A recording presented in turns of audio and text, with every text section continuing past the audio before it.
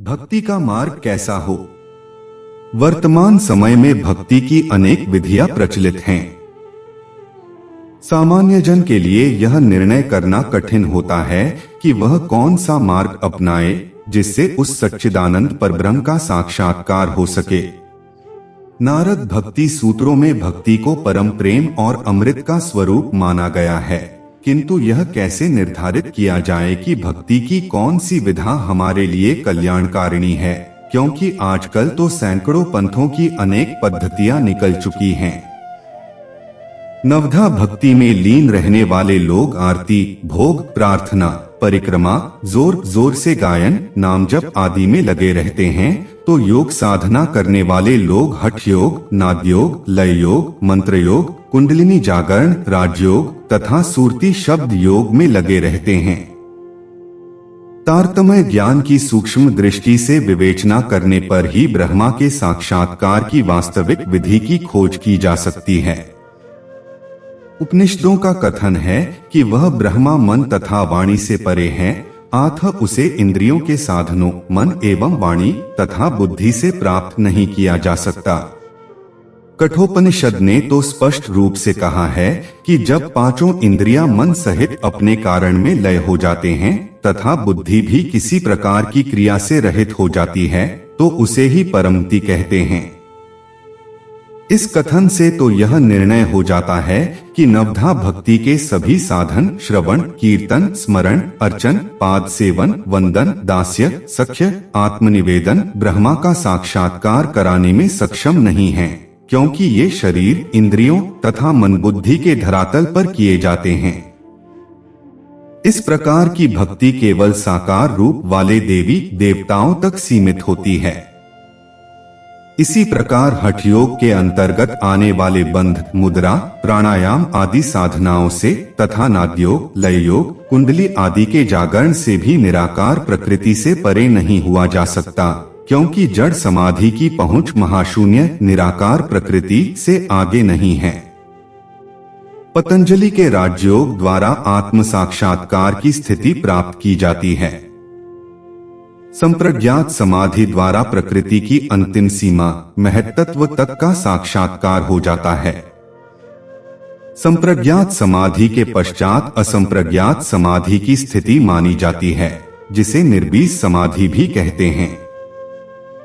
यह योग दर्शन की सर्वोत्तम उपलब्धि है, जिसमें महत्त्व भी प्रकृति में लीन हो जाता है और चेतन जीव की चित्ती शक्ति केवल अपने स्वरूप मात्र में स्थित रह जाती है। इसी कारण इस दशा को कैवल्य कहते हैं।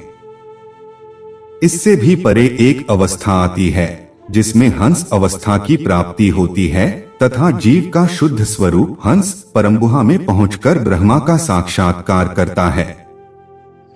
उपनिषद, वेद, वेदांत आदि में केवल परमगुहा एकादश द्वार में ही ब्रह्मा के साक्षात्कार का वर्णन है, अन्य नहीं। किंतु परमगुहा में भी ब्रह्मा की त्रिपाद विभूति सबलिक केवल सत्स्वरूप का ही साक्षात्कार होता है। वेद का कथन है कि अक्षरातीत परब्रह्म का स्वरूप त्रिपाद अमृत से भी परे है। अतः इस प्रक्रिया द्वारा भी अक्षरातीत का साक्षात्कार नहीं किया जा सकता। परमगुहा में प्रवेश होकर ब्रह्मा का साक्षात्कार करना वेद का सबसे गुह्य योग मार्ग है। कबीर जी द्वारा प्रवर्तित सुरती शब्द योग भी यही मार्ग है। इस प्रकार हम इस निष्कर्ष पर पहुंचते हैं कि अक्षरातीत पूर्ण ब्रह्मा का साक्षात्कार करने के लिए हमें शरीर, मन, बुद्धि आदि के धरातल पर होने वाली उपासना पद्धतियों को छोड़कर श्री प्राणनाथ जी की तारतम वाणी के आधार पर उस मार्ग का अवलंबन करना पड़ेगा, जिसके विषय में गीता में कहा गया है कि एकमात्र अनन्य प्रेम लक्षणा भक्ति द्वारा ही प्रकृति से परे उस उत्तम पुरुष अक्षरातीत का साक्षात्कार किया जा सकता है। इसके अतिरिक्त अन्य कोई भी मार्ग नहीं है।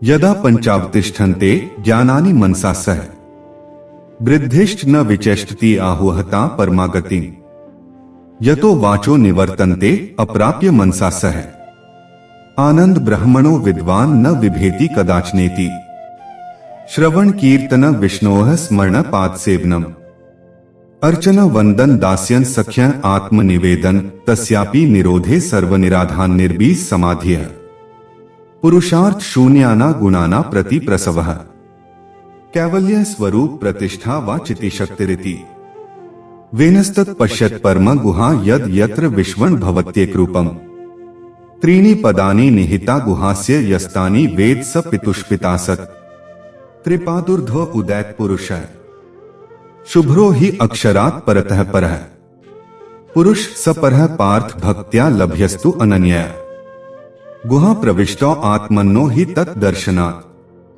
पुर्मेकादशद्वारमजस्यावकृचेत्सः अनुष्ठाय न शोचति विमुक्तश्च विमुच्यते हंसः शुचिषद्वसुरन्तरिक्ष सद्धोता वेदिष्टतिथिर्दुरोंसत्